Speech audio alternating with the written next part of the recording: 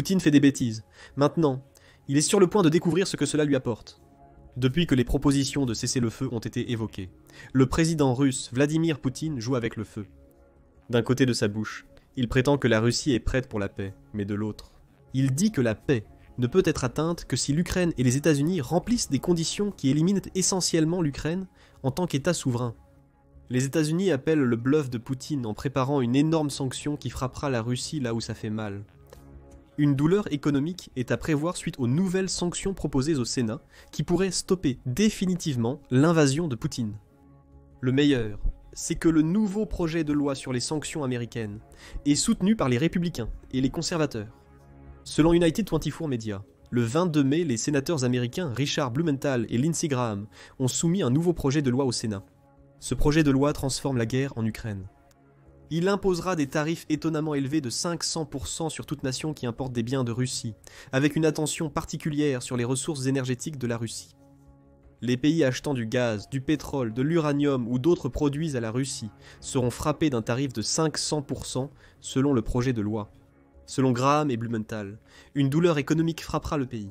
Le projet de loi a déjà le soutien de 81 sénateurs, soit plus des 4/5 des 100 élus pour servir les États-Unis. Selon Graham, ces sénateurs sont disposés à voter le projet de loi si Poutine poursuit les jeux de cessez-le-feu auxquels il s'est livré ces derniers mois. Si les négociations de paix continuent de stagner, les États-Unis vont frapper fort sur la Russie et chaque pays qui fait encore affaire avec le régime effroyable de Poutine. Blumenthal a commenté le projet de loi dans un article sur son site web. Comme mentionné hier par le secrétaire Rubio au sous-comité des crédits du Sénat, la Russie a accepté de fournir ses conditions pour un cessez-le-feu prochainement.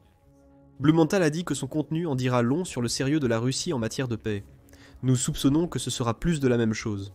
Selon Blumenthal, les conditions de paix incluront probablement les causes profondes du conflit ukrainien que Poutine a répété depuis le début des pourparlers de cessez-le-feu. Cela rendra d'emblée les conditions de paix de la Russie inacceptables. Selon Poutine, la guerre en Ukraine est due à l'existence même de l'Ukraine en tant qu'État indépendant, car il considère que l'Ukraine appartient à la Russie. Toute sorte de paix qui ne rend pas cela possible est une paix qui ne peut pas durer. Blumenthal le sait, et s'attend seulement à des exigences irréalistes dans le prochain mémo de paix russe. Si la Russie continue sur sa lancée, elle peut s'attendre à une réaction ferme du Sénat américain, prévient Blumenthal. Nous sommes ravis d'avoir maintenant 81 coparrains pour la législation visant à sanctionner la Russie pour son invasion barbare de l'Ukraine. Blumenthal déclare que son projet de loi et celui de Graham visent à isoler davantage la Russie de l'économie mondiale, en rendant pratiquement impossible pour les consommateurs russes d'acheter chez lui sans encourir une forme de sanction économique de la part des États-Unis. Il mentionne spécifiquement la Chine, qui est devenue le plus grand acheteur mondial de pétrole russe. Suite à l'invasion de Poutine et à l'utilisation par la Russie d'une flotte de navires fantômes pour contourner les sanctions imposées à la Russie. Alors que nous aspirons à la paix, il est de plus en plus clair pour la supermajorité du Sénat que Poutine joue avec nous. Le Sénat des États-Unis est prêt à agir si ces jeux continuent. Le message est clair, plus Poutine tergiverse, plus vite les nouvelles sanctions le frapperont, lui et ses alliés. Il y a de fortes chances que le dirigeant de la Russie ne change pas son approche des pourparlers de paix.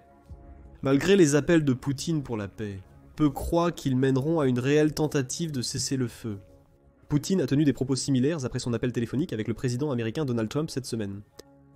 Poutine a affirmé être d'accord avec le président des États-Unis que la Russie proposera, et est prête à travailler avec l'Ukraine sur un mémorandum concernant un éventuel futur traité de paix. Il pourrait définir des positions clés, comme les principes du règlement et le calendrier d'un éventuel accord de paix, incluant un possible cessez-le-feu temporaire si les accords adéquats sont conclus. La déclaration de Poutine comporte de nombreuses possibilités et hypothèses, qui se résument toutes à une seule chose. Il tentera d'imposer ses propres conditions. Le leader de la Russie sait que l'Ukraine refusera ces conditions et que la guerre continuera. Le président ukrainien Volodymyr Zelensky est déjà bien conscient du jeu que Poutine tente de jouer. Zelensky a accusé Poutine d'utiliser sa déclaration pour prolonger la guerre, et il a raison. La Russie prendra son temps pour créer son mémorandum de paix, sachant très bien que ce qu'elle veut est quelque chose que l'Ukraine n'acceptera jamais. Zelensky a averti le monde, en particulier les États-Unis, que Poutine tentera d'utiliser le rejet de ce mémorandum par l'Ukraine comme outil de propagande.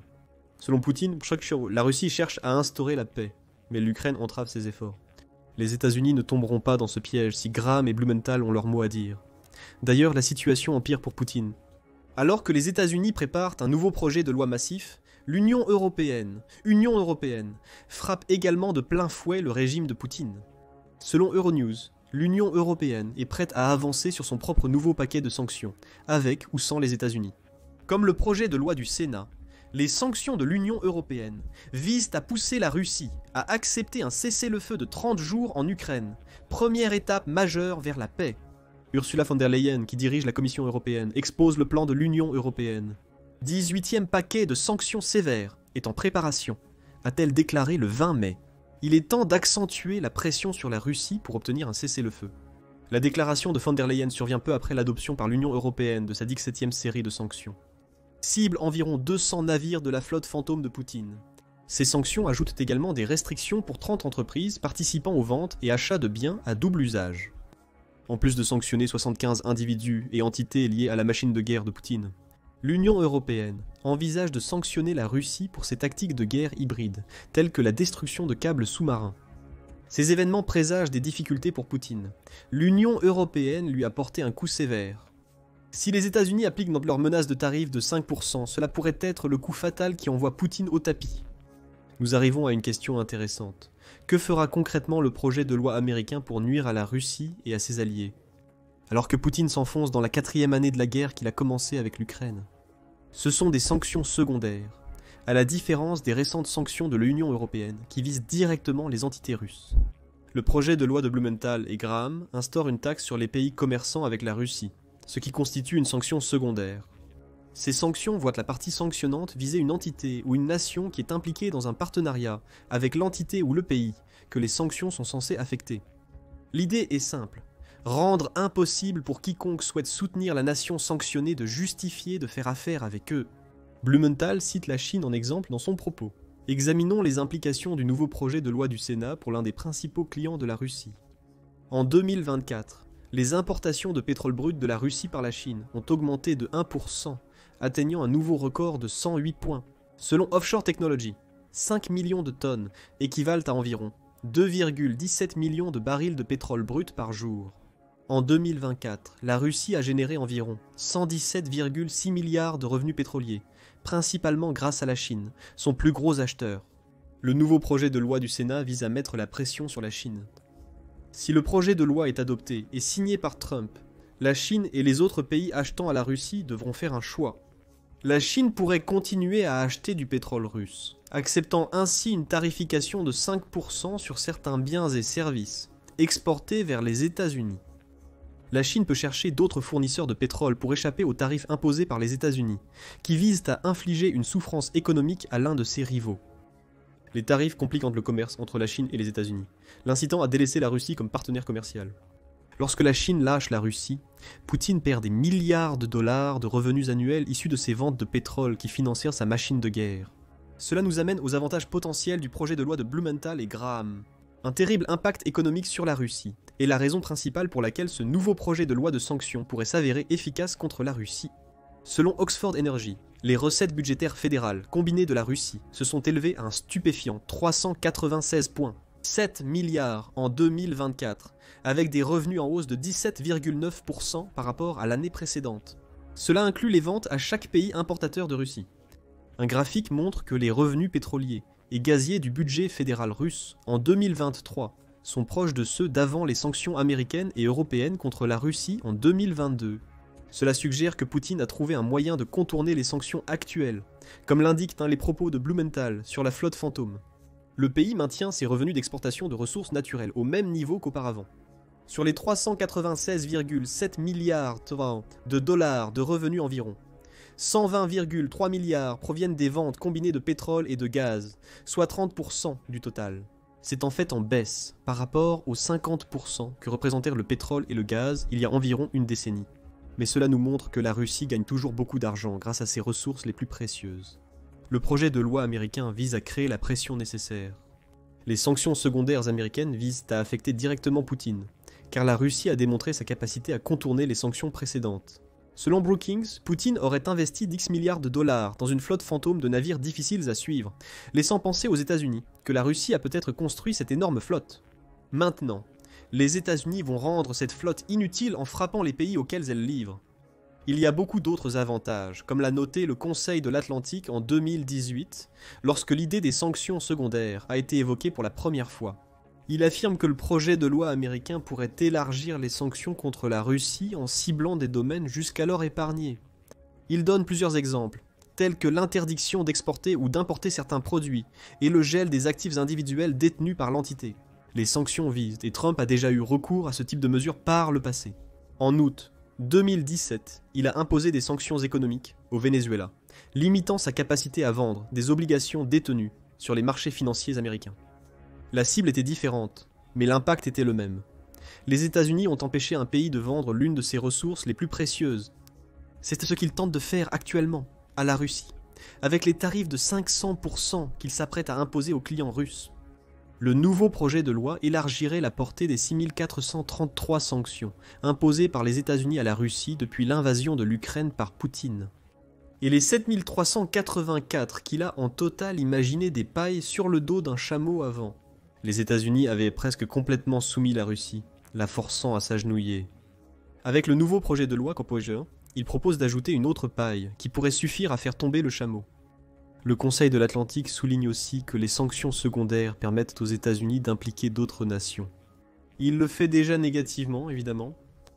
Tous les clients de la Russie seront impliqués dans les pressions américaines sur Poutine, et aucun ne le fera volontairement. Comment la Chine réagirait à un nouveau tarif de 500% à ajouter aux énormes tarifs que l'administration Trump a déjà créés? Reste à voir. Le projet de loi affecterait également des pays alliés des États-Unis, comme l'Inde, qui achètent toujours à la Russie.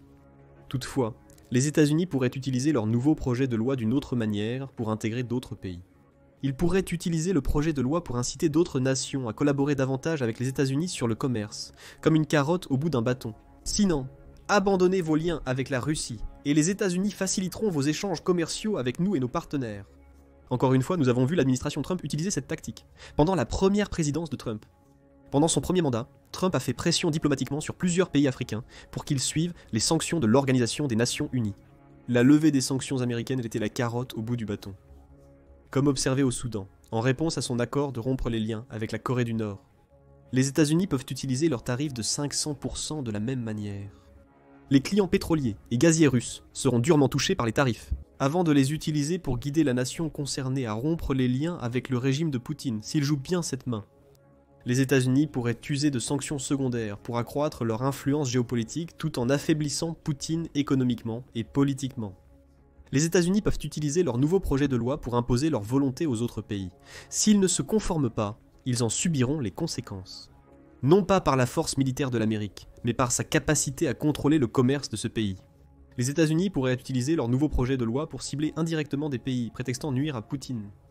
Une fois de plus, nous le constatons avec la Chine. Ce n'est pas un hasard si le projet de loi de Blumenthal et Graham mettrait autant de pression économique sur la Chine que sur la Russie. Certains pourraient voir le projet de loi comme un moyen pour l'administration Trump de poursuivre sa guerre commerciale avec la Chine et d'autres nations, tout en faisant pression sur la Russie. En surface, cela semble être une situation gagnant-gagnant. Cependant, il y a des inconvénients potentiels au nouveau projet de loi qui doivent être pris en compte. Responsible Statecraft a souligné ces potentiels inconvénients. La veille, Blumenthal et Graham ont réaffirmé leur volonté de promouvoir leur nouveau projet de loi.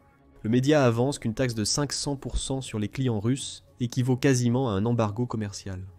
Cela pourrait exploser au visage de l'Amérique entière. Il souligne que le projet de loi pénalisera les États-Unis et leurs alliés. Prenons l'exemple de l'Union européenne. Malgré les nombreuses mesures prises depuis 2022 pour se libérer du pétrole et du gaz russe, l'Union européenne reste un grand client pour la Russie. L'Union européenne a réduit ses importations de gaz russe de 150 milliards de mètres cubes par an en 2021 à 52 milliards de mètres cubes en 2024. Les exportations de pétrole brut ont aussi diminué, passant de 27% des achats totaux de la Union européenne en 2021 à seulement 3% actuellement. Cependant, ces chiffres nous montrent que l'Europe achète toujours en Russie. L'Union européenne nécessite plus de temps pour trouver des alternatives. Le projet de loi américain, s'il est approuvé, impacterait tout le bloc. Les États-Unis pourraient prévoir des exceptions pour ses alliés, mais au risque d'être qualifiés d'hypocrites. La Chine pourrait souligner qu'il semble y avoir une règle pour Pékin et une autre pour les alliés des États-Unis. Les conséquences diplomatiques d'une telle hypocrisie sont imprévisibles, mais une chose est sûre, cela générera des tensions. Et beaucoup. Au-delà de cela, des dizaines d'autres pays qui peuvent se considérer comme des alliés des États-Unis continuent de commercer avec la Russie, y compris les États-Unis eux-mêmes. L'uranium figure parmi les matériaux qui seraient soumis à un tarif de 5% dans le projet de loi de Blumenthal et Graham. En 2024, les États-Unis ont acheté environ 624 millions de dollars d'uranium enrichi et de plutonium à la Russie. Responsible Statecraft souligne qu'Israël achète du plastique à la Russie pour un montant de 10,6 millions en 2024. Taïwan, allié des États-Unis, est le principal acheteur de nafta russe, un pétrochimique utilisé dans la fabrication de plastique. L'économie mondiale reste trop dépendante de la Russie comme fournisseur de ressources naturelles. Pour que le nouveau projet de loi soit efficace, les États-Unis doivent décider s'ils autorisent les pays ciblés à créer des mécanismes pour extraire les ressources naturelles de la Russie. Étranglement, ou accepter que cela va forcer ces pays à couper et à fuir la Russie. Cela créerait des montagnes russes diplomatiques difficiles à gérer pour les États-Unis. Cependant, le projet de loi proposé a clairement le soutien de la majorité du Sénat. Le dernier obstacle semble être Trump lui-même, et cela pourrait être une barrière trop loin. Malgré les menaces antérieures de Trump d'imposer des sanctions secondaires à la Russie, frustré par les tactiques dilatoires de Poutine, il semble actuellement moins enclin à cette idée. Le 22 mai, RBC Ukraine a rapporté que Trump a commencé à repousser l'idée de mettre en œuvre des sanctions écrasantes ou infernales contre la Russie, après son appel avec Poutine le 19 mai. Trump a déclaré après l'appel qu'il y avait une chance de faire quelque chose. Et si vous faites cela, en référence à la mise en œuvre de nouvelles sanctions, vous pouvez aussi aggraver considérablement la situation. Trump n'a peut-être pas tort. Appliquer un tarif de 5% comme sanction secondaire tout en faisant pression sur Poutine pourrait montrer aux dirigeants russes qu'il peut continuer son invasion aussi longtemps que possible.